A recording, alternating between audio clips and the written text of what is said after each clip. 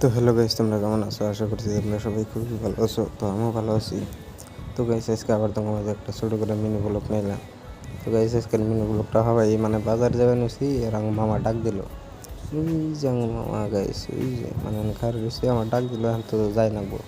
তো গাইস, পেঁচাল টেচাল করে বললাম ওর ভিডিও করলাম না, কারণ শরম করে গাইস। আরে এই যে ডাক্তার যান, তো গাইস উমে যাবেন হয়ে গেলাম না, একটা তো জিনিস দেখেন।